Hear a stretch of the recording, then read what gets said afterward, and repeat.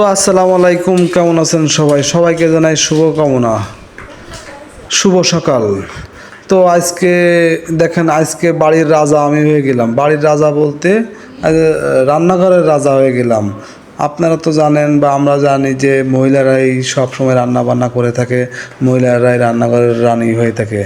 অর্থাৎ রান্নাঘরের রানী বলেন বা রাজা বলেন তারাই হয়। কিন্তু আজকে যে শুক্রবার, এই শুক্রবারে কিন্তু আমাদের সেই রাজার যে অবস্থানটা রাজার, সেটা কিন্তু প্রজা হয়ে যেতে হয়। দেখেন, তো সকাল সকাল আমাকে ডাকে উঠলো, ডাকে উঠে বলতেছে, ওঠো ওঠো, যাও আজকে যে রান্না বান্না করো, যা খুশি তাই করো, আমি রান্না করতে পারবো না।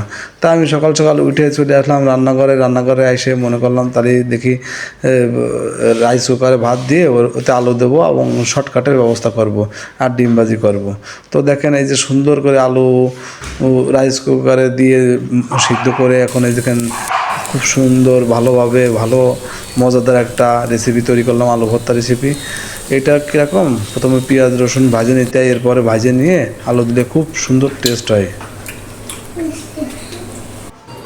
তো আমার আলু ভর্তা রেসিপি শেষ। এই পর্যায়ে আমি কি করব জানেন?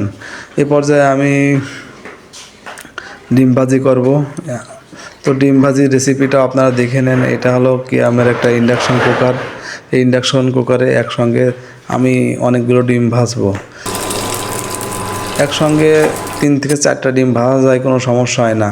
আর প্রত্যেকটা ডিমই সেপারেট হয়ে যায় সুন্দরভাবে। এই দেখেন আমি ডিম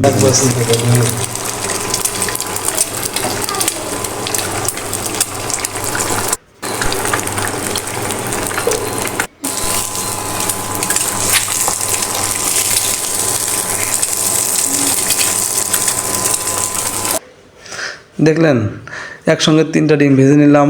2 থেকে 3 মিনিটের ভিতরে ডিম ভাজা কমপ্লিট হয়ে যায়। বেশি তেলও লাগে না, বিদ্যুৎ সাশ্রয় কম। তো আপনারা এভাবে ডিম ভাজতে পারবেন। দেখেন আমার ডিম ভাজা শেষ। তো যাই হোক, আমার রান্না বান্না শেষ করে ফেললাম। এ পর্যায়ে আমরা সবাই একসঙ্গে বসে খাবো। তো আজকে ছিল শুক্রবার। শুক্রবার মানেই ছুটির দিন, একটু রেস্টের দিন। কিন্তু সেই সুযোগটা কিন্তু পুরুষদের হয় না। শুক্রবারে তাদেরকে বাড়ির প্রজা হয়ে যেতে হয়। সেই চাকরানি যারা বলে, চাকরগিরি করতে হয় বউয়ের। তারা যে কি মনে করে, শুক্রবার আসলে অত্যাচার শুরু হয়ে যায়।